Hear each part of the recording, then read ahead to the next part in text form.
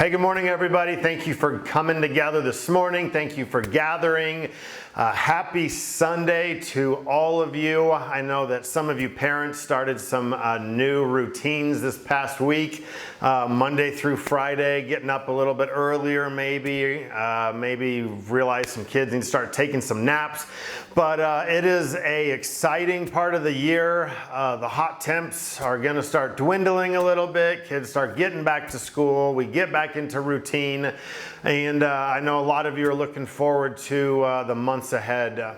There is 2 weeks from today, a group of us that will be enjoying church together, not in our home churches, but in Kenya. 2 weeks from today, the 10 of us going will be starting our first full day in Kenya at church with Charles and Rael, which we are so excited for and beyond excited for. And I want to ask all of you to please be praying for this trip. Even here on this side of us going, just be praying that everything works out. There's no complications. I know Satan will be working to bring about confusion, to bring about some anxiety and worry. And I want to ask even this morning, before our morning is done together in the home churches, that you guys spend some time praying for this trip. We are so blessed to be able to go to spend this time with some people that we love over there and are excited to see what it is that God does. So please be praying for that trip 2 weeks from today. Today I want to begin our time, this message time, by playing a little game, a little word association game. And what I'm going to do is ask all of you to participate in this. I am going to say a word, and I want you in like a second or less to say the first word that comes to your mind, the first appropriate word that comes to your mind. And like if I say summer, then out loud, I want all of you to say the first word that comes to your mind, hot or fun or almost over, whatever it may be. If I say groceries, you would say expensive, whatever, Safeway, King Super, something like that. As I say a word, the first word or first group of words that come to your mind, I want you to say them out loud. And what makes this game fun is when you participate and you play this game out loud. So as you say what it is that comes to your mind, also be listening to what it is that the neighbors around you say as well. And if something really awkward happens, you guys are welcome to pause this video and address that. I got 7 words for you. Everybody says out loud the first thing that comes to their mind. All right, here we go. First word is school. All right, hopefully everybody participated. If someone didn't participate, point to them right now, embarrass them, shame them, so that they can play with the second word. Second word is this: government. I'm sure all of you will pause and address that one. Third word is religion. Fourth word, Jesus. Fifth word, money. Sixth word, work.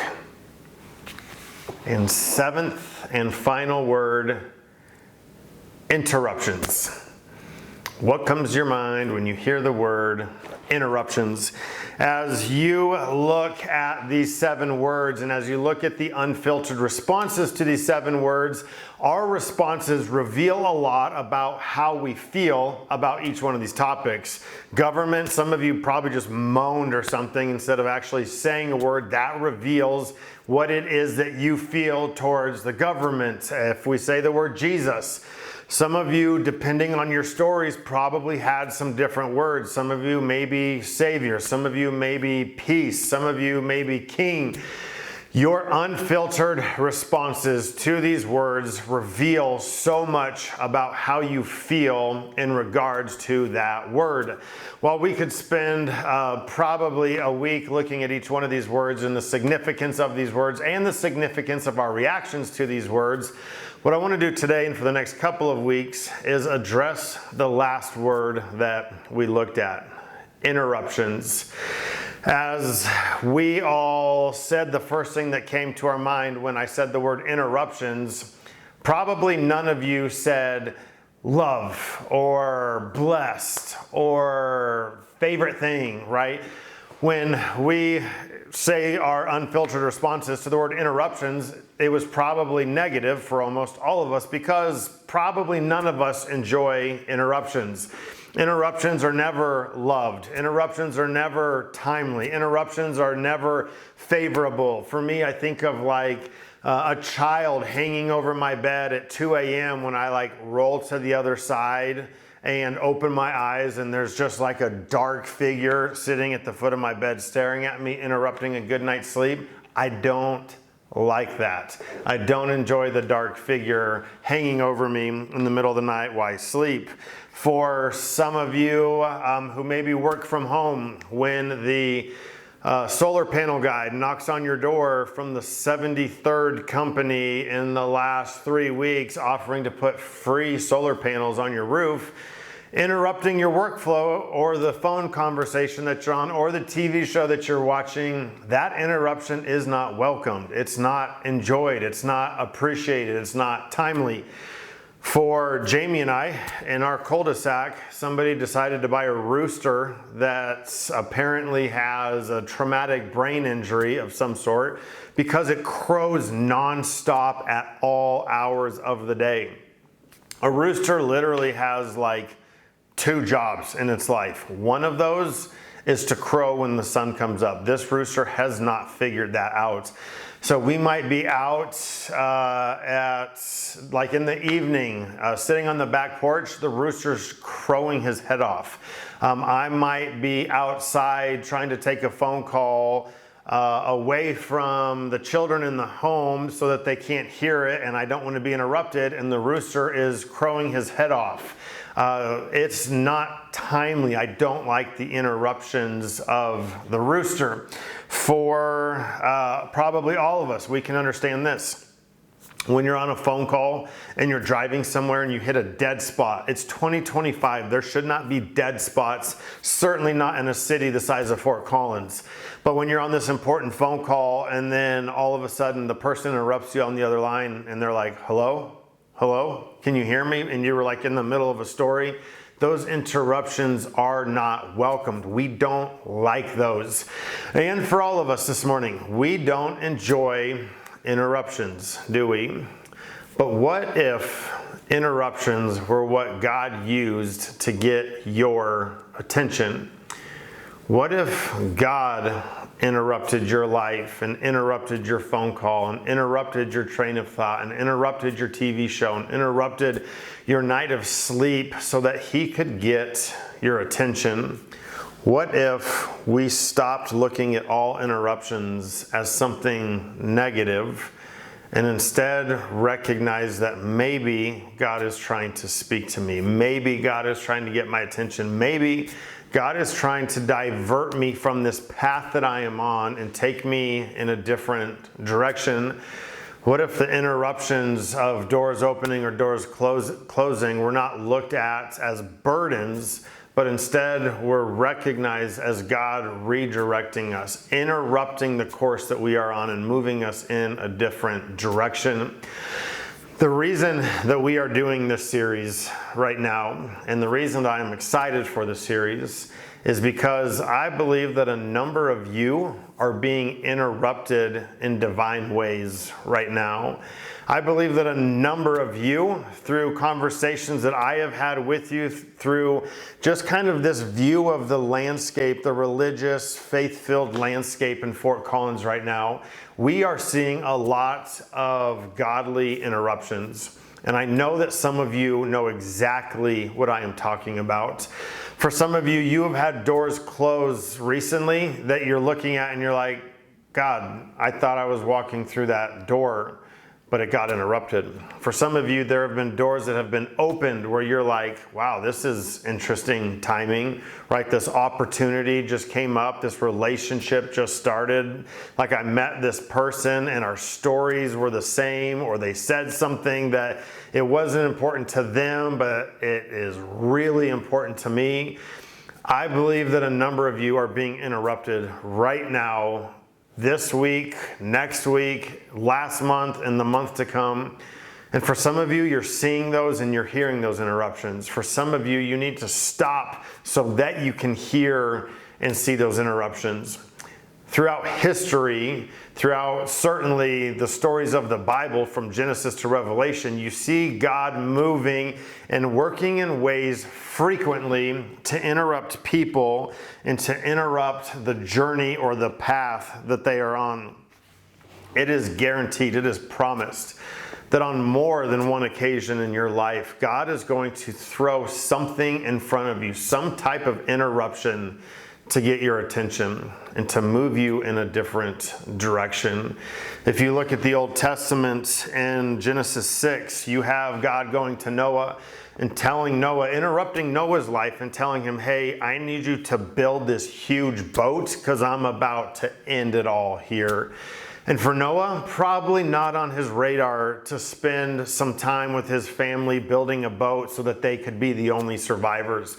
Probably not on Noah's radar that he should start getting 2 of each animal species and bringing them onto the boat so that they can continue post-flood, something that he has no understanding of whatsoever.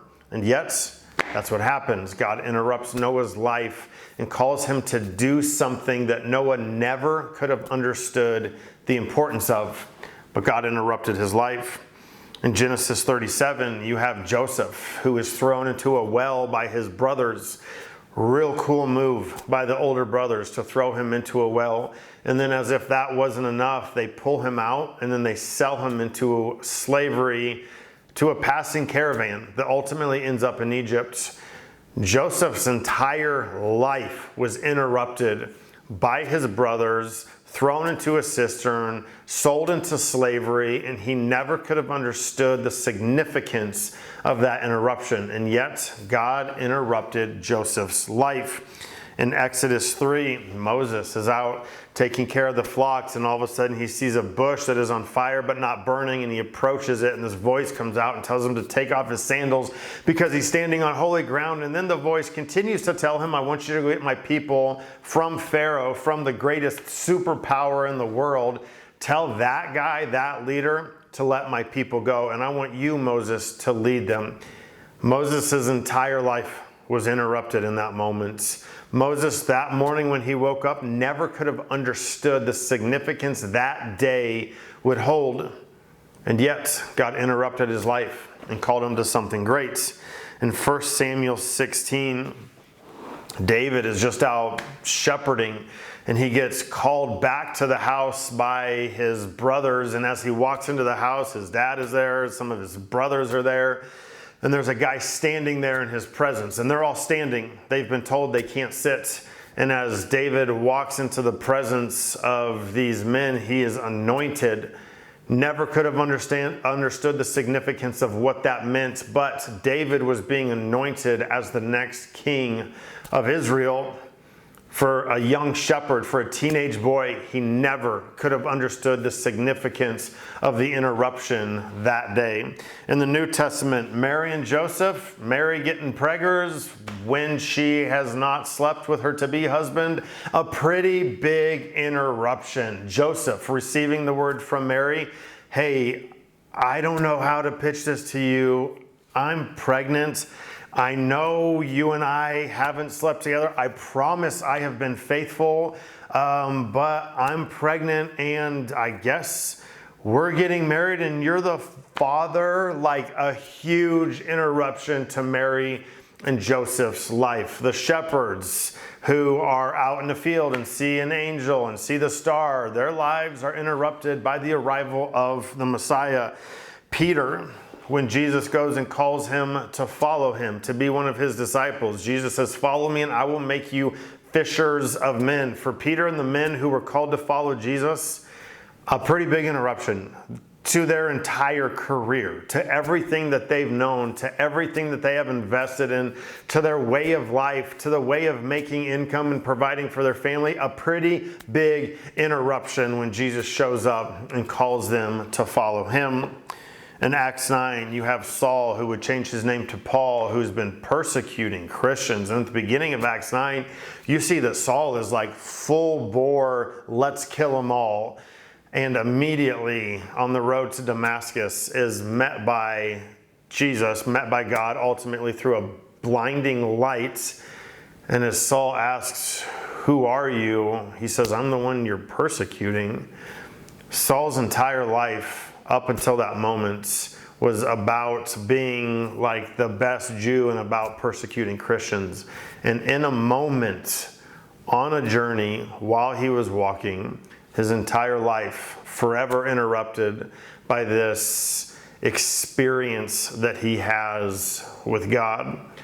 You see, throughout history, God has been interrupting the lives of those who follow him and calling them to something great, removing them from a path that they have been on and placing them on the path that he has marked out for them. And it would be foolish of us to think that he does not do that today. It would be foolish of us to think that God will not interrupt our own lives and call us to something. It would be foolish of us to think that God is not still working today the way that he has always been working. For some of you, you may be waking up at 2 a.m. every morning irritated, but failing to recognize that it is God who is waking you up at 2 a.m. so that he can speak to you and so that you will listen. For some of you, maybe you've had some dreams, maybe you've had some visions, maybe you've had some type of revelation, maybe you have had something that has happened that you would not have done or thought or said on your own. And that happened because God is interrupting you. For some of you, you want to hear the voice of God so bad, and yet you're logging 5 and 6 and 7 hours of media consumption every single day, wondering why it is that God is not speaking to you. For some of you, you're pursuing something in your life, maybe a career, maybe a relationship, maybe the opportunity for a big change for your family, and you're just like, God, I don't know, you're silent forever, apparently. You're failing to recognize that because of the amount of time that you spend busy and in a noisy world, you simply have not allowed your ears the opportunity to hear the voice of God. We're going to read a story today, and I want you to pay attention to the story, obviously, as a whole, but I want you to pay attention to the very last verse of it as well. If you have your Bibles, you can open up to 1 Samuel. And in 1 Samuel, you have a story of a young boy whose life is interrupted in the middle of the night, ironically. You have the story of Samuel, a boy who recognizes that he's hearing something. He doesn't understand it at first. He certainly doesn't understand the significance of it even afterwards. But Samuel's story starts even before Samuel is born. In 1 Samuel chapter 1 and 2, you have the story of a mother named Hannah who desires to have a baby. Hannah is married and has not been able to conceive her own child. Hannah wants to be pregnant and has not been. And some of you can understand this. Some of you couples, you know what this feels like. This desire, this longing that is so strong and so overwhelming. We want to have our own child and we can't get pregnant, and you can't seem to understand why God is not working and moving. And you have in the first 2 chapters of 1 Samuel this young mother who is crying out to God like, God, please give me a child. And you have an incident that unfolds where she's at the temple and she is praying earnestly, and the priest thinks that she's drunk because it looks like she's praying, but her mouth is moving and there's no words coming out of it. And you recognize like the agony and the pain of this mother as she cries out to God, please give me a child. She makes this deal with God, and she says, if you give me a child, I will give him back to you. I will dedicate his life to you, and he will work in service to you. So God gives Hannah this child whose name is Samuel. And Hannah, after she gives birth, she raises Samuel to somewhere between 3 and 5 years old. She weans him, and at that point, she brings him back to the temple. and gives him to the priest and says, remember me, I was the one that you accused of being drunk. I was the one crying out for a child, and God gave me that child. God blessed me with this child. But the deal I made with God is that I would give this child back to God so that he could serve God. And so I'm here and I'm giving this child back to you, not leaving him forever, not walking away from him, but from this point on for the rest of his life is God's. And so in 1 Samuel 3, you have this young boy named Samuel, who's truly a young boy, laying in his bed, and God interrupts it. And I want to read the whole chapter together this morning. 1 Samuel chapter 3, it says, the boy Samuel ministered before the Lord under Eli. In those days, the word of the Lord was rare. There were not many visions. I want you to stop right there and recognize that there are times in life when God is working and moving and interrupting and calling out and loud and seen and vocal. And there are also seasons of life where God is not seen and not vocal and not giving people visions and not interrupting people's lives. There are times when those visions are plentiful and those interruptions are plentiful, and there are times when those visions and those interruptions are rare. We are not in the latter of those times right now. And many of you understand exactly what I'm talking about. Verse 2, one night Eli, whose eyes were becoming so weak that he could barely see, was lying down in his usual place. The lamp of God had not yet gone out, and Samuel was lying down in the house of the Lord where the ark of God was. Then the Lord called Samuel. Samuel answered, here I am. And he ran to Eli and said, here I am, you called me? But Eli said, I did not call. Go back and lie down. So he went and lay down. Again the Lord called Samuel. And Samuel got up and went to Eli and said, here I am. You called me? My son, Eli said, I did not call. Go back and lie down. Now Samuel did not yet know the Lord. The word of the Lord had not yet been revealed to him. So much in that verse. Verse 8. A third time the Lord called Samuel, and Samuel got up and went to Eli and said, here I am. You called me? Then Eli realized that the Lord was calling the boy. So Eli told Samuel, go and lie down, and if he calls you, say, speak, Lord, for your servant is listening. So Samuel went and lay down in his place. The Lord came and stood there, calling as at the other times, Samuel, Samuel. Then Samuel said, speak, for your servant is listening. And the Lord said to Samuel, see, I am about to do something in Israel that will make the ears of everyone who hears about it tingle. At that time I will carry out against Eli everything I spoke against his family from beginning to end. For I told him that I would judge his family forever because of the sin he knew about. His sons blasphemed God, and he failed to restrain them.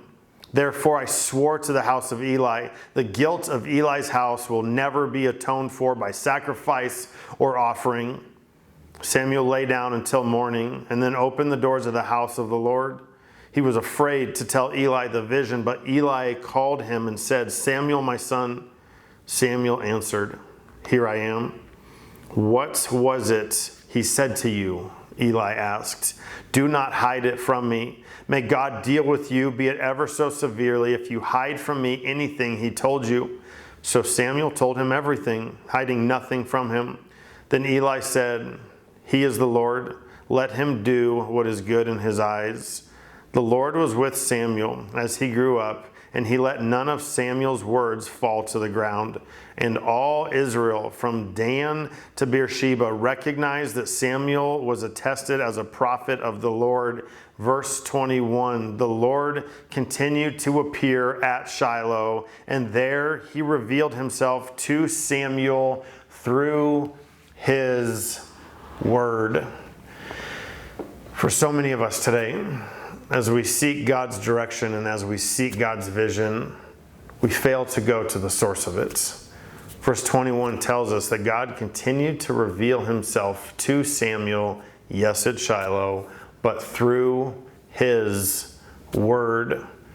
For some of you, You've been seeking direction. You've been waiting for doors to open or doors to close, or opportunities to present themselves or opportunities to not present themselves. You've been waiting for something, looking for something, yearning for something, and failing to open your Bible. And yet, that is where God so often reveals himself, is through his word. I want to make the message of today, your takeaway, very, very simple.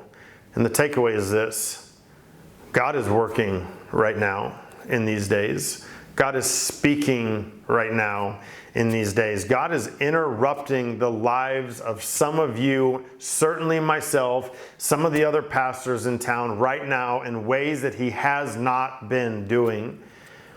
Right now, in these days, the Word of God, the visions of God, the interruptions of God are becoming less and less rare and more common.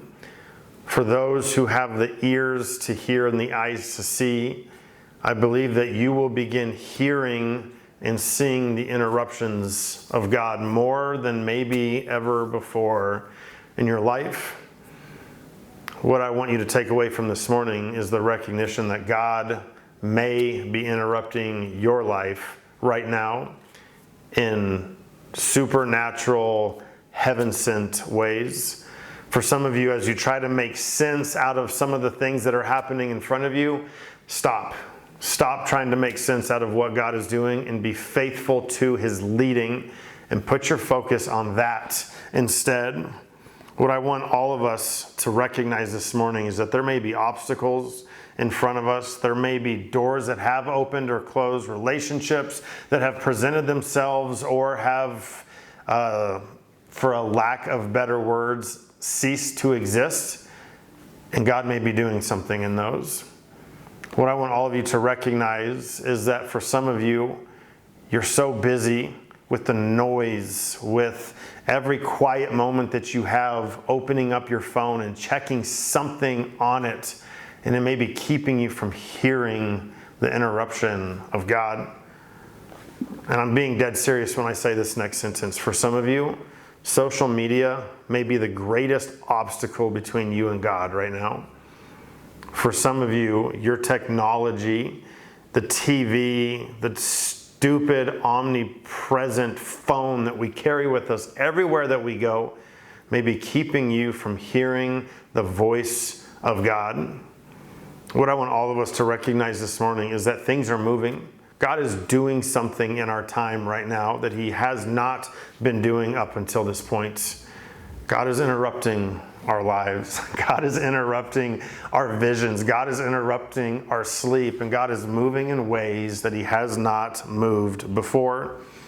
In Luke 10, you have this story that Jesus tells of a man walking down the road. And as he's walking down the road, he is robbed by thieves who steal him, strip his clothes, and beat him almost to death and then leave him on the road.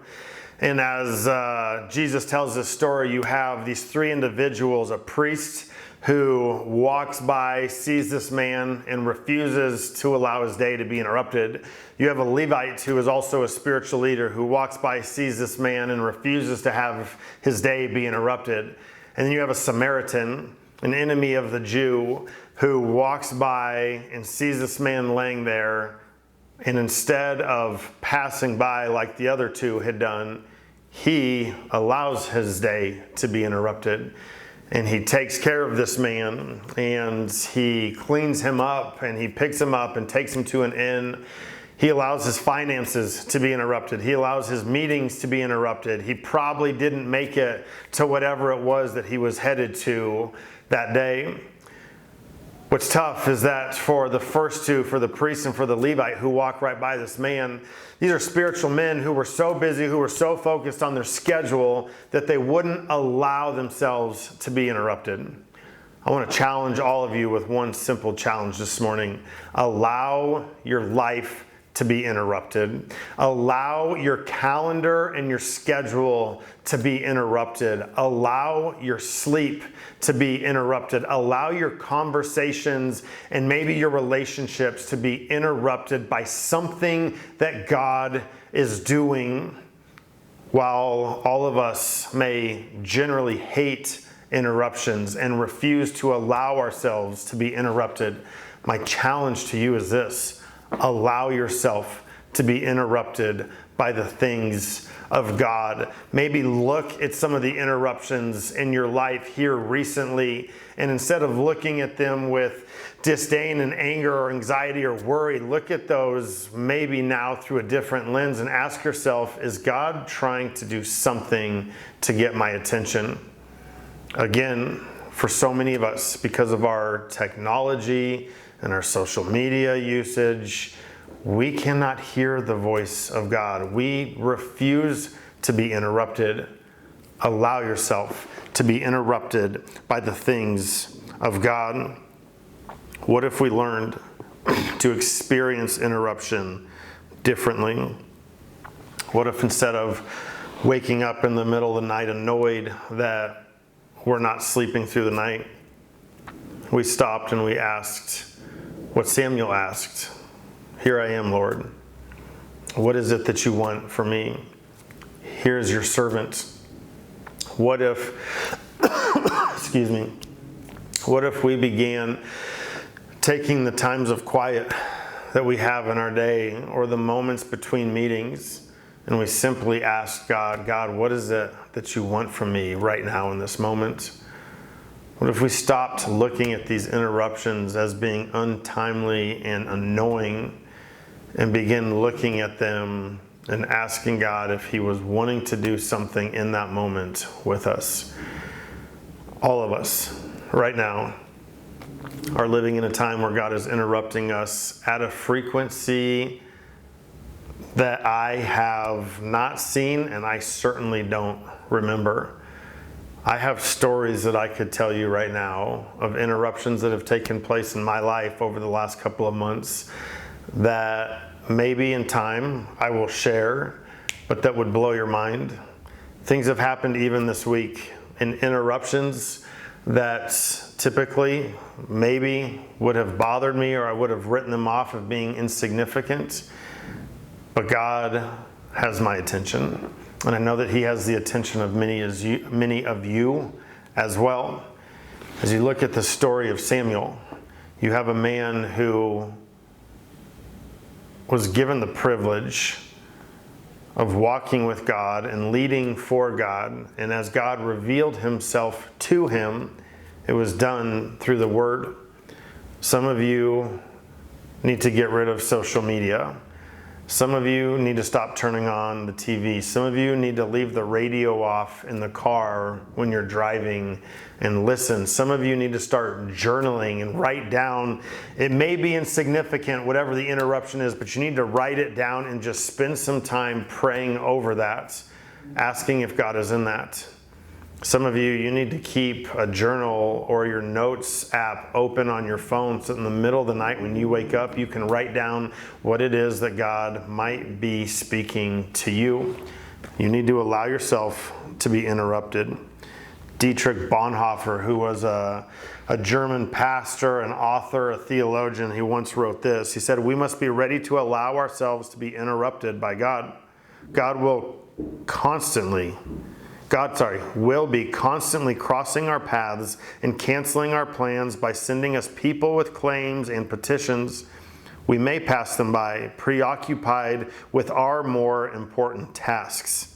It is a strange fact that Christians and even ministers frequently consider their work so important and urgent that they will allow nothing to disturb them." This week, don't be like the priest. Don't be like the Levite. Be like the Samaritan and allow God to interrupt your schedule. The Christian's job is to listen to God and care about what God says above everything else in every moment. Let me read that again. The Christian's job is to listen to God and care about what God says above everything else in every moment. God has been disrupting people's lives for holy reasons for a very long time. And for the men and women who see and hear those interruptions, these stories become the best stories of their lives. So let me ask you this morning, where is God disrupting you right now? Where is God interrupting you right now? And what is it that God could be calling or speaking to you through those interruptions right now?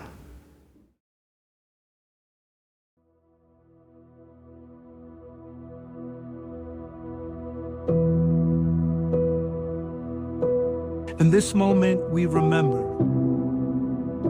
We remember the sacrifice of our Savior, the forfeiture of life so we could be free from death. We remember his broken body, bruised and beaten for our transgressions, the bloodshed to cleanse the crimson stain sin had left behind. We remember the simple truth that God loved us so much, he gave his only son. Today we remember, today we gather at the cross.